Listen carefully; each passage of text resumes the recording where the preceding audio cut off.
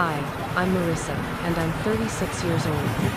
I'm sitting here in my apartment in San Francisco, looking out at the familiar fog rolling in over the hills. It's beautiful today, soft and gray, just like it often is here. It wasn't always this peaceful, though. My life used to feel like a constant negotiation, a silent battle against expectations and manipulations, mostly from people I was supposed to be able to trust the most. For years, I lived with a low hum of anxiety and a deep-seated need to make everyone else comfortable, no matter the cost to myself. I thought that's what being a good family member meant. I thought sacrificing my own needs, my own peace, even my own possessions, was just part of the deal. But what happens when those sacrifices aren't appreciated? What happens when the people you bend over backwards for see your kindness not as love, but as a weakness to be exploited? What happens when they take something from you that is so precious, so irreplaceable, that it shatters your world when you are at your most vulnerable? Something that changed everything. Something that broke me down completely before I could finally build myself back up, stronger and clearer than I ever thought possible. There's a part of this story, a moment of deliberate, calculated action, that some people might see as harsh, maybe even cruel. But I want to tell you about it honestly, because for me, it wasn't about cruelty. It was about survival. It was about finally reclaiming pieces of myself that had been chipped away for decades. It was about drawing a line in the sand and saying, no more. It involves family, betrayal, deep pain, and yes, a very specific act of, let's call it rebalancing the scales. And it involves my dog, Buttercup. I'd love to know where you're watching from today, and if any of this resonates with you on any level. Maybe you've felt invisible in your own family. Maybe you've been the one expected to always give, or maybe you've experienced a betrayal that rocked you to your core. Let me know in the comments below. But for now, let me take you back to how it all began. My relationship with my cousins, Clara and Mark, had always been complicated. We grew up together in San Francisco, sharing holidays, family dinners, the messy, intertwined lives of cousins in a close-knit, or perhaps enmeshed, family. Clara was older, just by a year, and Mark was a few years younger. From the time we were kids, there was a dynamic at play that cast me as the quiet, compliant one, and Clara as the sparkling, favored, somewhat demanding one. Mark mostly floated in Clara's orbit, a satellite to her brighter, more attention-grabbing son. Aunt Carol and Uncle Ted, Clara and Mark's parents, were charming and outwardly generous, but their generosity often came with invisible strings. And they doted on Clara. Everything she did, everything she wanted, seemed just a little bit more important, a little bit more celebrated, than anything I did or wanted. It wasn't malicious, not in a way you could point to easily. It was subtle. It was in the slightly warmer tone when Aunt Carol spoke Clara's name, the quicker forgiveness for Clara's missteps, the assumption that Clara's convenience should always come first. Growing up, this manifested in small ways. Clara always got the bigger slice of cake, the first turn on the swing, the easier chores, or no chores at all. If we argued, even if she was clearly in the wrong, the resolution often involved me being told to be the bigger person or to just let it go because Clara was sensitive or had a lot on her plate. Mark learned quickly to follow Clara's lead. He rarely challenged her and often amplified her complaints or demands. By the time we were adults, this dynamic was deeply ingrained. I was the reliable one, the one who could be counted on for favors without being asked twice. Need help moving? Call Marissa. Need someone to pet sit last minute? Marissa loves animals, she'll do it. Need a loan repaid at your convenience? Maybe never? Marissa won't make a fuss. Clara and Mark, meanwhile, were the ones who needed constant help, constant validation, constant financial boosts that somehow never seemed to flow back. They lived comfortably, but always seemed to be on the edge of some self-created financial crisis that required family intervention. They were perpetually in between jobs, or pursuing some ill-fated entrepreneurial venture, or just bad with money in a way that always landed them back asking for help. And because family is family, because I was raised with the belief that you help your own, I usually said yes. It was easier than the subtle disapproval, the veiled hints about me not being a team player, or the accusations of being selfish that would inevitably follow a refusal.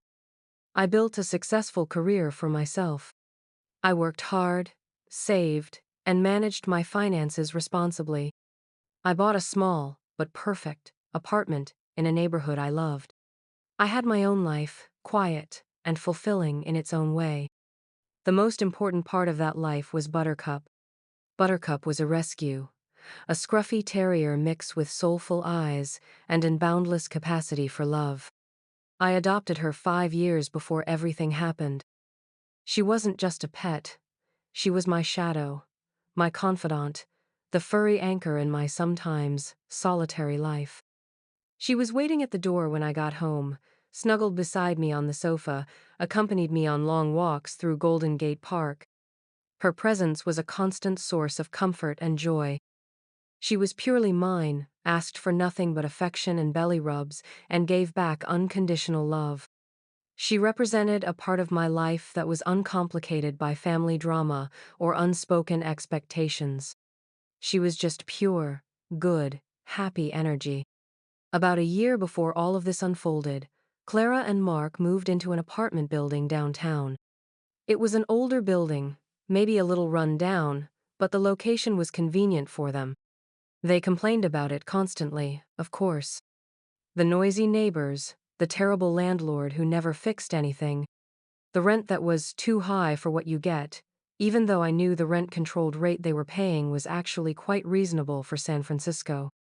Their complaints were background noise to me. Just Clara and Mark being Clara and Mark. Then came the health issue.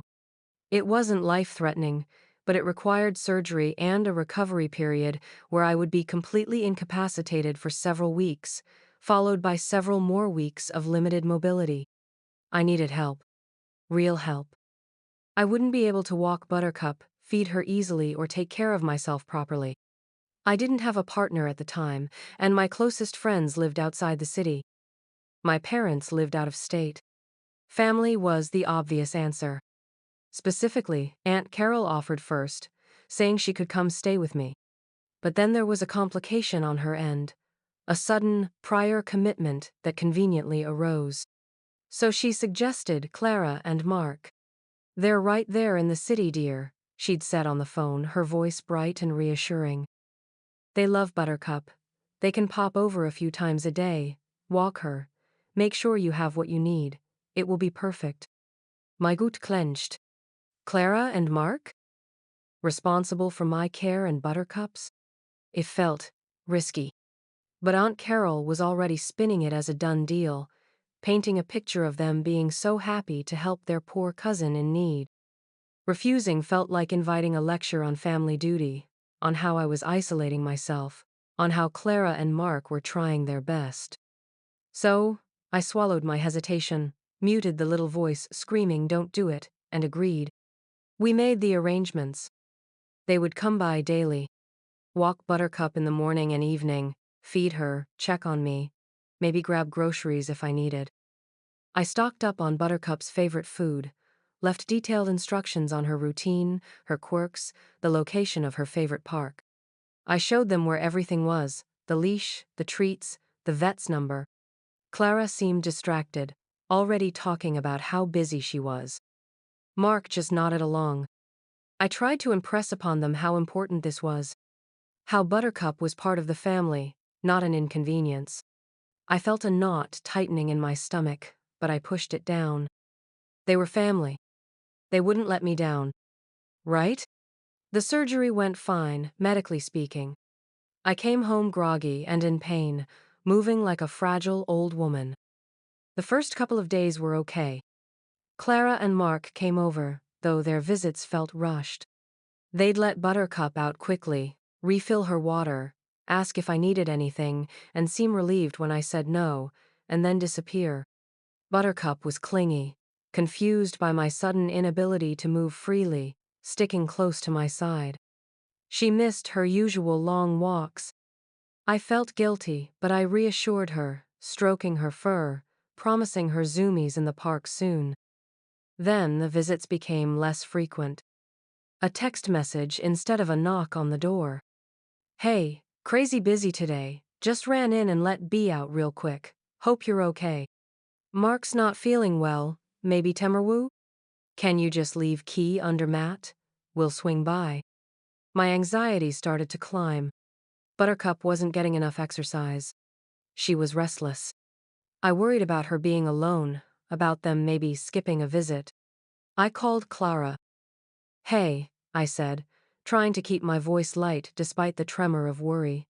Just wanted to check in about Buttercup. Is everything okay?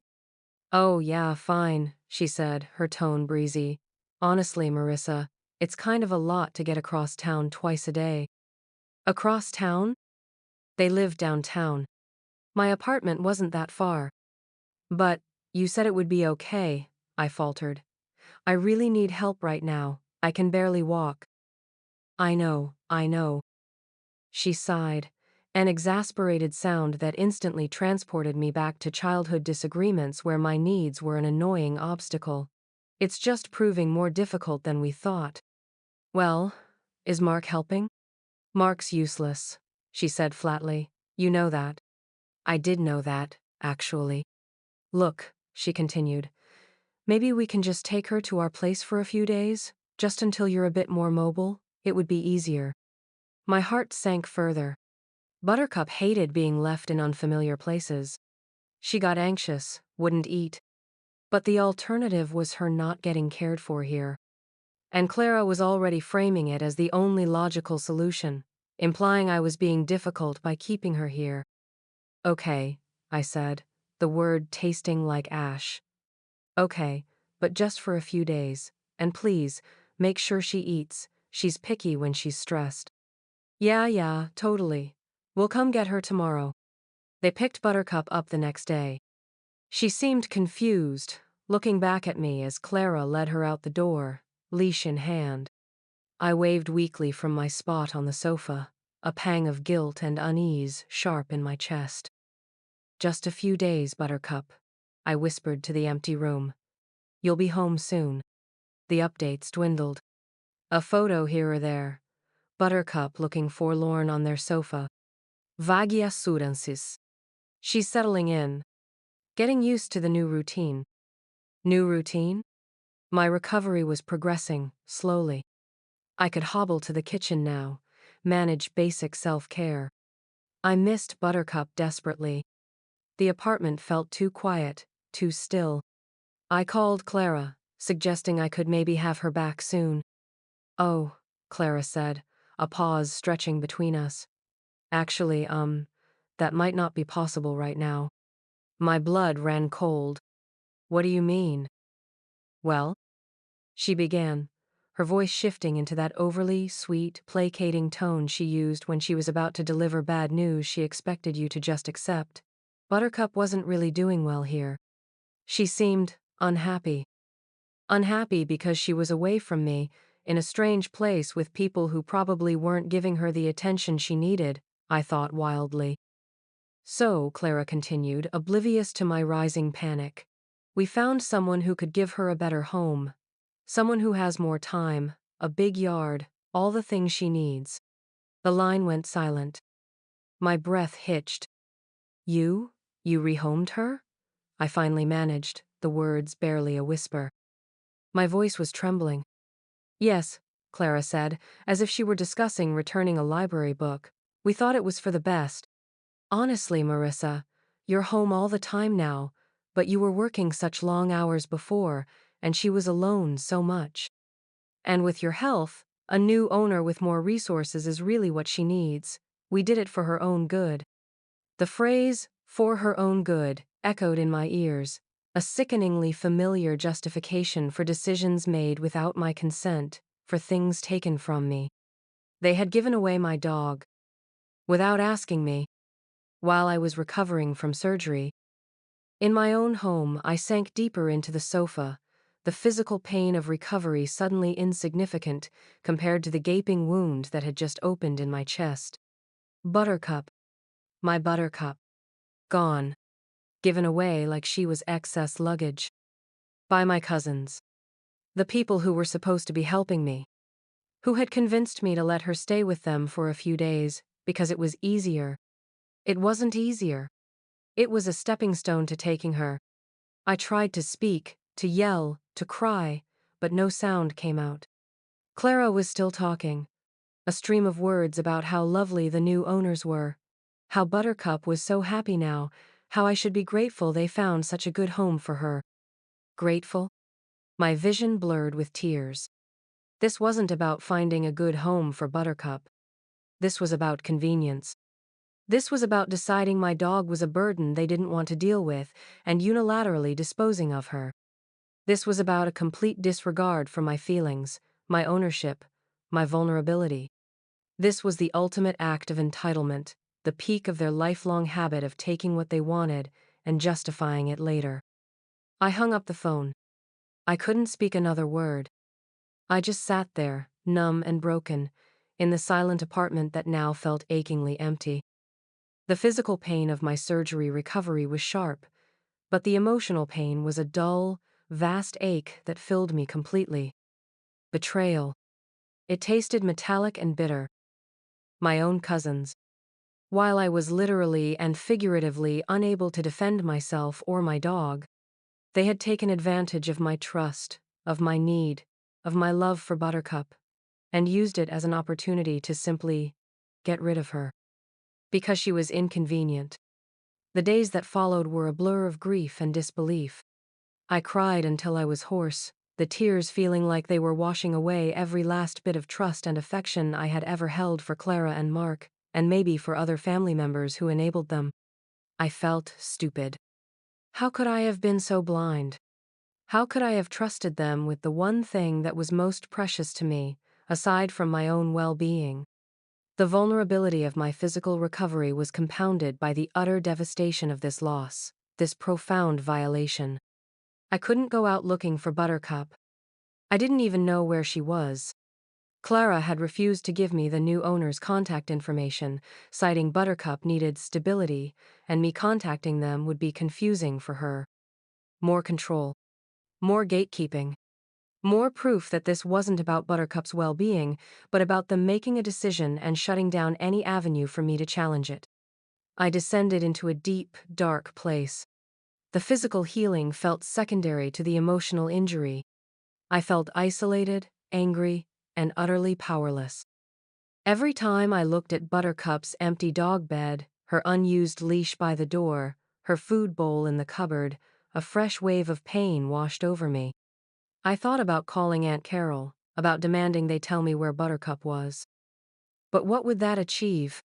Aunt Carol would likely try to smooth things over, minimize my feelings, explain away Clara and Mark's actions as them doing what they thought was best, or just trying to help. The usual script. And even if I found Buttercup, would the new owners give her back? My cousins had essentially stolen her and given her away. Did I have any legal recourse? The thought felt exhausting. Everything felt exhausting. Weeks turned into months. My physical recovery was complete, but the emotional wound festered. I avoided family calls, ignored texts from Clara and Mark, which were surprisingly few, mostly them complaining about something else. The silence wasn't healing. It was just a different kind of pain, a quiet despair that settled over my life, like the San Francisco fog. I went through the motions of living. I went back to work. I saw friends. But a fundamental light had gone out. The joy that Buttercup brought, the simple happiness she represented, was missing. And the betrayal was a heavy weight I carried everywhere. It wasn't just about the dog, not really. It was about a lifetime of feeling overlooked, of having my feelings dismissed, of being treated as less than, culminating in this ultimate act of disregard. It was about the realization that the people I called family, who were supposed to love and protect me, were capable of such cold, calculated cruelty when it suited them. One rainy afternoon, Staring out my window at the glistening streets, something shifted. Maybe it was the sheer exhaustion of carrying the weight of my grief and anger. Maybe it was the stark clarity that came with realizing the true nature of the people I had tried so hard to please for so long. I had spent my whole life trying to earn their approval, their love, their respect, by being quiet, compliant, and endlessly giving. And what had it gotten me? Betrayal, loss, silence. The quiet despair wasn't protecting me. It was killing me slowly. I realized, with a jolt that felt like an electric shock, that my silence hadn't stopped them. It had enabled them. It had taught them that they could push my boundaries, take from me, hurt me, and I would absorb it, say nothing, and eventually, perhaps, forgive. This time, I couldn't forgive. Something fundamental had broken, and I couldn't stay quiet anymore. But how do you fight back against something like this? How do you respond to a betrayal so deep and personal without descending into mere spite? I didn't just want them to feel bad. I wanted them to understand the consequences of their actions.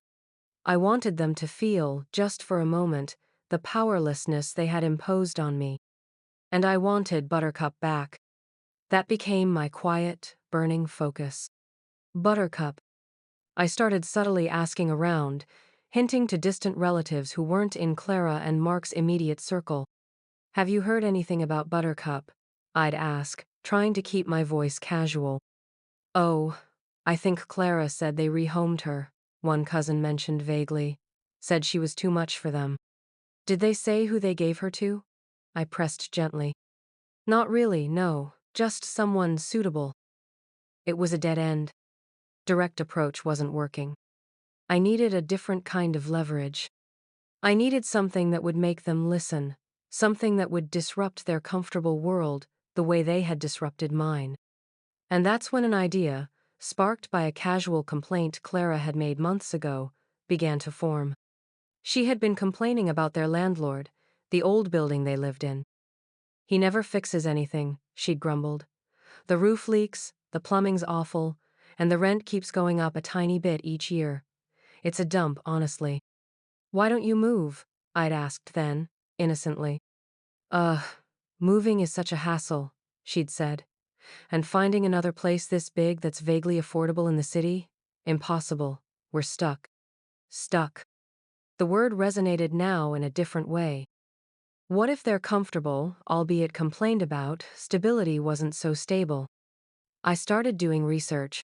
Not just idle curiosity research. Focused, determined research. I found the address of their building. I looked up the property records online. Finding the owner's name wasn't difficult. It was a small LLC. Then, I dug deeper. Was the building for sale? Was the owner open to offers? This was new territory for me. I wasn't a real estate investor. I was a woman who worked a steady job, paid her mortgage, and grieved her stolen dog. But the fire had been lit. The pain hadn't gone away, but it had transformed into something harder, something sharper. Determination. I found a commercial real estate agent who specialized in multi-unit buildings in the area. I explained, somewhat vaguely, that I was interested in investing. I didn't mention the cousins. I didn't mention the dog. I just said I was looking for an opportunity. The agent was helpful, professional. He looked into the building. Turned out the owner was considering selling. He was older, looking to retire, tired of the headaches of managing an old building. The price was significant. More than I had ever imagined spending. But I had savings. Significant savings. The result of years of responsible financial habits, of saying no to expensive trips, of driving an old car, and of living within my means while others, like Clara and Mark, seemed to live constantly beyond theirs, always needing a bailout. I also owned my apartment outright. I spoke to my bank. I explored financing options. The numbers were daunting, the process complicated, full of jargon and paperwork.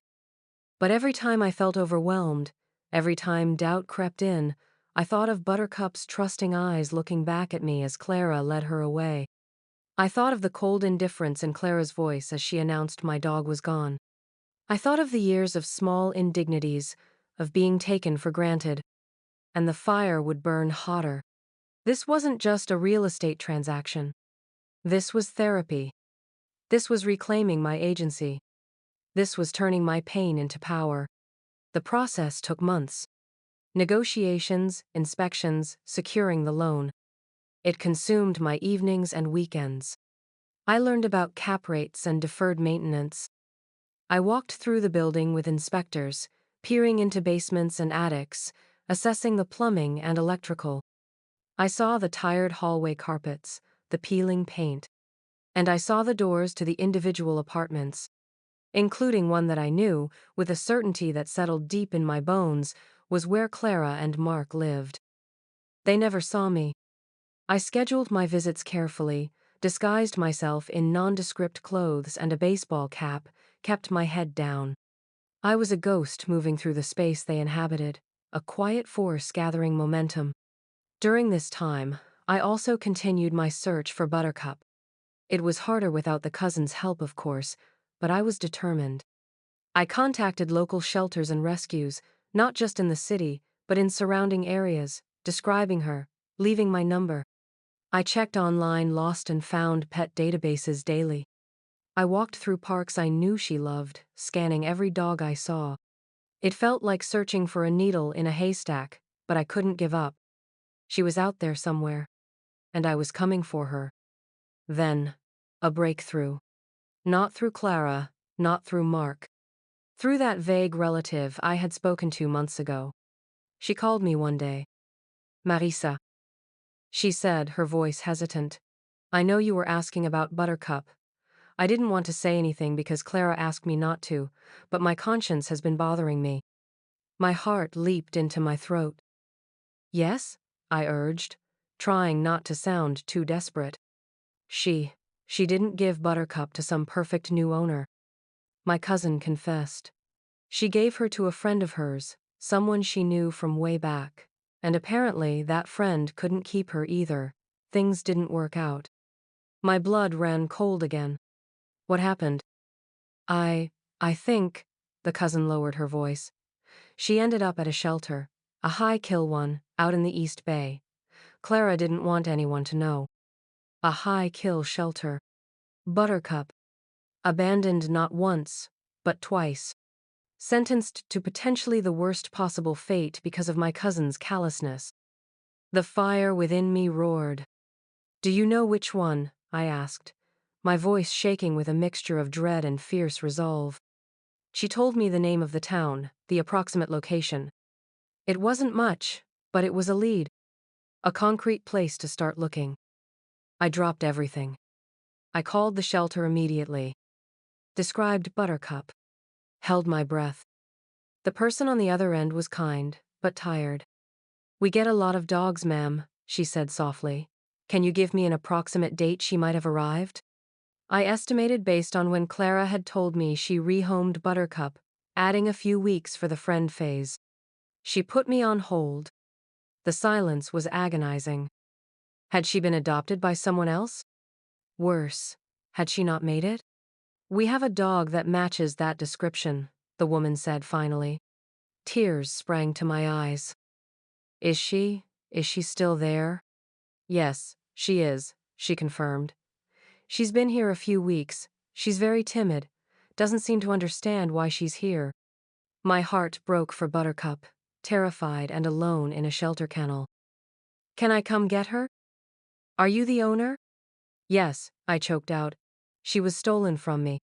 I explained the situation, the surgery, the cousins. The shelter staff were sympathetic. They explained the process. I had to provide proof of ownership, old vet records, adoption papers, photos. I had kept everything.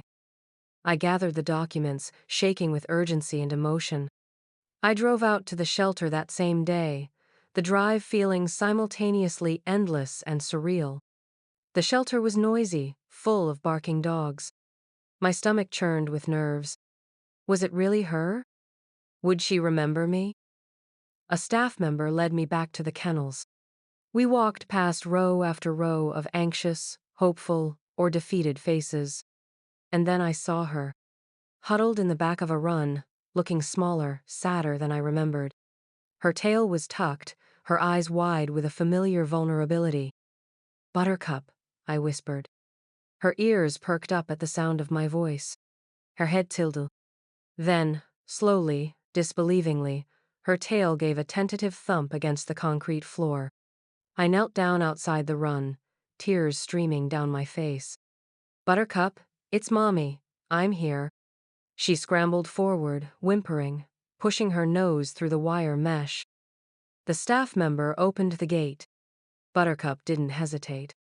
She launched herself into my arms, burying her head against my chest, trembling. I held her tight, burying my face in her fur, sobbing with relief and overwhelming love. She was thinner, and she had a few new gray hairs around her muzzle, but she was here. She was back.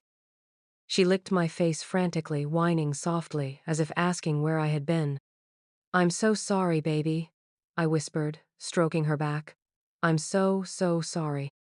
The drive home was quiet, except for Buttercup sighing contentedly in the passenger seat, occasionally nudging my hand with her nose as if to confirm I was real. Bringing her back to my apartment felt like bringing light back into a dark room. She sniffed every corner, wagging her tail tentatively, her body language slowly transforming from timid fear to hesitant joy. She drank a large bowl of water, ate her food with gusto, and then curled up on her old dog bed, letting out a deep, relaxed sigh that I hadn't heard in months. She was home. And her being home solidified my resolve. Clara and Mark's actions were not just a betrayal of me. They were a betrayal of this innocent, loving creature who had suffered because of their selfishness. Getting Buttercup back wasn't the end of the story. It was the validation I needed to see the rest of my plan through. Weeks later, the real estate transaction closed. I was the owner of the building. The old, slightly run-down building that housed several apartments, including the one where Clara and Mark lived. I stood outside it, key in hand, a strange mix of triumph and cold resolve settling in my stomach. This wasn't petty revenge, I told myself. This was consequence. This was taking back the power they had stolen from me. My first act as the new landlord was to get a lawyer. Not for the building, not yet. For Buttercup. I wanted it on record. I wanted them to know I knew what they did, and I had proof they had essentially stolen my dog and abandoned her. My lawyer sent them a formal letter. It detailed their actions, presented the evidence I had gathered from the shelter, including their records indicating Buttercup was found as a stray, not surrendered by a new owner, and stated that I reserved the right to pursue legal action for the theft and mistreatment of my dog. The letter didn't demand money. It demanded accountability. It demanded they face the truth of what they had done, stripped of the flimsy for her own good excuses. The reaction was immediate and explosive. Clara called me, her voice shaking not with remorse, but with fury. "What the hell, Marissa?" she shrieked into the phone. "What is this letter? Are you trying to ruin us?" "You gave away my dog, Clara," I said, my voice calm, steady, and utterly devoid of the usual pleasing tremor she was used to hearing. "We found her a better home," she insisted, the lie still rolling easily off her tongue. "You gave her to a friend who abandoned her at a kill shelter," I corrected, the words precise and sharp. "I have the records, Clara. I know the truth." Silence. A thick, stunned silence from her end. She hadn't expected me to find out. She hadn't expected me to do anything about it. "How? How did you even find her?" she stammered finally, the bravado gone, replaced by a dawning fear. "That doesn't matter," I said. "What matters is I know what you did, and I won't be silent about it anymore." Mark got on the phone, his voice whiny and pleading. "Marissa, come on, don't do this," he begged. "It was a mistake. We didn't know. Clara thought her friend was reliable." "You were supposed to be caring for her while I was recovering from surgery," I stated, ignoring his excuses. You took advantage of my vulnerability and you put my dog's life at risk. But a lawyer? This is crazy, Clara interjected, regaining some of her bluster. We're family. You don't sue family. Family doesn't steal from you and then abandon what they stole, I retorted, the line drawn clearly and irrevocably. This isn't about money. This is about you understanding that your actions have consequences, that you can't just treat people or animals this way and expect to get away with it. The conversation devolved into shouting from their end, accusations of me being cold, heartless, unforgiving, overreacting. All the usual tactics to make me doubt myself, to make me feel guilty. But they didn't work anymore. Their words bounced off the new, protective layer I had built around my heart. I listened for a moment, then simply said, I'm not discussing this further. You received the letter. You know where I stand. And I hung up. The phone rang immediately, repeatedly. I silenced it. Let them call. Let them stew. Let them feel a fraction of the anxiety and helplessness I had felt for months. But the main course of consequences was yet to come. A few days later, armed with my property deeds and a much different letter prepared by my real estate lawyer, I walked back to the building. I found the manager, an elderly man who had worked for the previous owner for decades. I introduced myself as the new owner. He looked surprised, but welcoming. We went through the handover process, the keys, the tenant list. And then I got to Unit 3B. Clara and Mark Jones, the manager read from the list. Been here about a year. Always pay on time but high maintenance. Lots of complaints. I nodded. Yes, I said, about that unit. I'll be needing it back. The manager blinked. Needing it back? You mean for yourself? Not for myself, I clarified. But I won't be renewing their lease. He looked confused. Their lease is month to month now. It converted after the first year. Good, I thought. Easier than breaking a long-term lease. In that case, I said, taking the letter from my briefcase. Please deliver this to them today. The letter was short and to the point. As the new owner of the building, I was exercising my right to terminate their tenancy. They were being given a 30-day notice to vacate the premises. No reason was legally required in San Francisco for a month-to-month lease termination, but I added one anyway, a quiet, personal touch that only they would understand. The reason stated, violation of good neighbor policy and personal conduct. It didn't mention the dog directly, but they would know. They would know exactly why. I instructed the manager to deliver the notice in person that afternoon.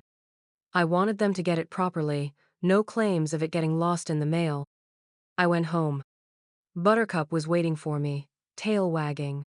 I spent the evening with her, playing, cuddling, just enjoying her presence. The anxiety I expected to feel about delivering the notice wasn't there. Instead, there was a quiet sense of rightness, of alignment.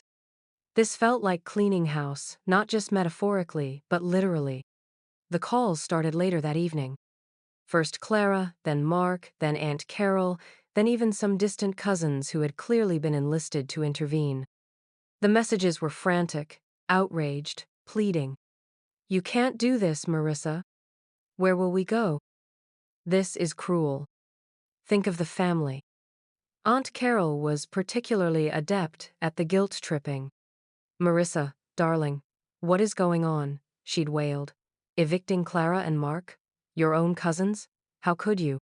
How could they give away my dog while I was recovering from surgery, Aunt Carol? I finally said, my voice calm but firm.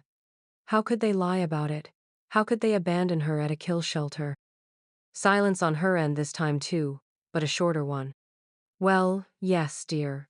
That was unfortunate, she conceded, already trying to minimize it. But it was a mistake. They didn't mean any harm. And now you have Buttercup back, right? So everything is fine. You can't just throw them out into the street over a misunderstanding. It wasn't a misunderstanding, Aunt Carol. I stated clearly. It was a deliberate act of selfishness and cruelty. And no, everything is not fine just because I managed to rescue Buttercup from the situation they put her in. But buying a whole building just to evict them? She exclaimed, jumping to the part that clearly shocked her the most. My capability, my success, and my willingness to use it. That's, that's extreme. Was rehoming my dog while I was incapacitated not extreme? I challenged gently. Was lying about where she was putting her life in danger, not extreme? My actions have consequences, yes, but they are consequences directly related to their actions. They needed to understand that their behavior has repercussions that they cannot talk their way out of. The conversation went in circles, her trying to invoke family loyalty and my supposed obligation to them, me holding firm to the facts of their betrayal and my right to protect myself and my dog. I didn't yell. I didn't lose my temper. I just repeated the facts, stated my position, and refused to back down. I had spent my whole life shrinking myself to fit into their expectations, to avoid conflict, to keep the peace. But the peace they offered was a false one, built on my silent suffering. Now I chose my own peace, built on boundaries and self-respect. The next 30 days were tense. Clara and Mark tried everything. They tried apologizing, insincerely. They tried blaming the previous landlord, blaming the city, blaming me for having surgery in the first place. They tried begging, talking about their financial struggles, their difficulties finding a new place. They even tried threatening, hinting at spreading rumors about me and the family. Nothing worked. I remained calm, polite, but unyielding. I communicated through my lawyer or the building manager when necessary. I didn't engage with their manipulations. I had given them notice, as was legally required. Their problems finding a new place were not my responsibility. They had created this situation. They had to deal with the consequences. Family members chose sides, as expected. Some were horrified by my actions, whispering about how I had gone too far, how I was being vindictive. Others, quietly, privately, reached out to me, expressing their support, admitting they had seen this behavior from Clara and Mark for years and were glad someone was finally standing up to them. It was painful to see the family fracture, but it also clarified who truly cared about me and who was more invested in maintaining a dysfunctional status quo. On the 30th day, I was there when Clara and Mark moved out. They were sullen, refusing to look at me directly. They hurried their few boxes into a waiting truck, their movements jerky with resentment. Buttercup was with me, on her leash, sitting calmly by my side. As Mark carried the last box out, he mumbled something about me being a terrible person. I met his eyes, and for the first time in my life, I didn't flinch. "You gave away my dog, Mark," I said softly, clearly. "While I was recovering from surgery, you put her life in danger." He flushed, turning away quickly. Clara walked past without a word, her face a mask of furious, humiliated silence. They left. Just like Buttercup had left that day months ago. The apartment they vacated felt different immediately. Lighter. Cleaner. The air in the building, which had always felt slightly charged with their presence, seemed to settle into a quiet calm. Owning the building turned out to be a sound financial decision, separate from the personal satisfaction it brought. I renovated their old unit, found good, reliable tenants, and focused on being a fair, attentive landlord to all the residents. But the true value wasn't in the rent checks. It was in the feeling of reclaiming something intangible. My autonomy. My voice. My sense of self-worth that wasn't dependent on anyone else's approval. The relationship with that side of my family changed irrevocably. Some ties were severed completely. Others became distant, polite, but superficial. Aunt Carol still occasionally tries to mediate or suggest I should be the bigger person, but I no longer feel the need to engage. I set clear boundaries, and for the first time in my life, I enforced them without guilt. It was lonely at times, walking away from relationships that had defined so much of my life. But the loneliness was clean, free from the constant drain of emotional labor and the sting of unspoken resentments. It was a small price to pay for peace. Buttercup adjusted back to life at home beautifully. It took her a little while to completely relax, to trust that she wouldn't be left again. But with time and consistent love, her happy, goofy personality returned. She is curled up at my feet right now as I tell you this story. A warm, furry presence that is a constant reminder of what I almost lost, and what I fought to get back. People sometimes ask if I regret what I did. Buying a building, evicting family. It sounds extreme when you say it like that. But they don't understand the context. They don't understand the years of being taken advantage of. They don't understand the specific, gut-wrenching pain of having your beloved companion heartlessly discarded while you are at your most vulnerable. I didn't do it lightly. I did it because I had reached a point where the cost of not doing something, the cost of staying silent and compliant, was higher than any financial or familial price tag. The cost was my soul, my peace of mind, my ability to look at myself in the mirror. So no, I don't regret it. It was the hardest thing I ever did, and it came from a place of deep hurt, but it was also the most empowering.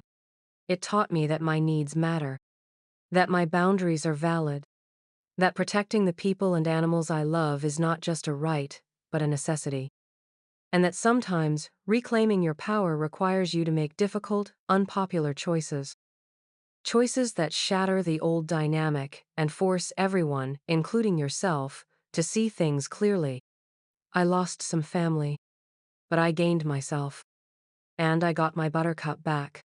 That, in the end, was worth everything. So, that's my story. It's a story about betrayal, yes, and about finding strength in the aftermath. It's about how sometimes the people closest to you can hurt you the most, not with grand, dramatic gestures, but with quiet entitlement and a casual disregard for your well-being. It's also a story about boundaries.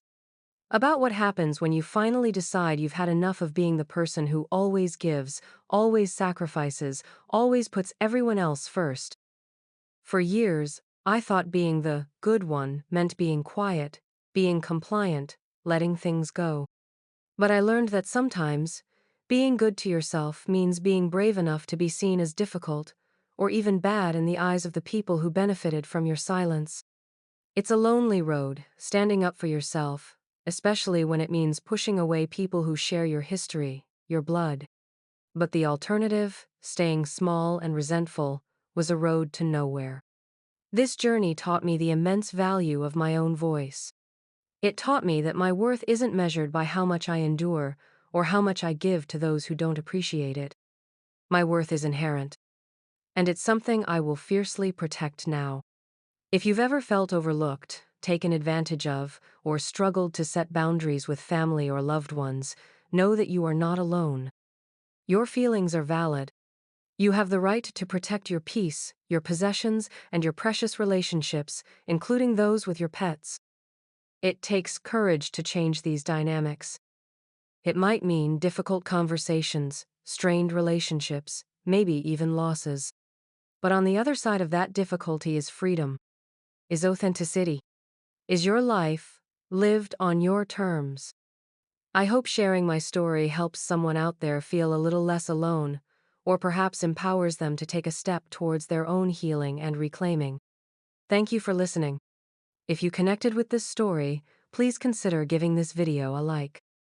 Subscribing to my channel would mean a lot, as I plan to share more about my journey of healing and building a life true to myself. And please leave a comment below and share your thoughts or your own experiences. Reading your stories helps us all feel more connected. Remember, your peace is worth protecting. You are worth fighting for. And sometimes, the most powerful thing you can do is simply say, no more. Take care, and I'll see you next time.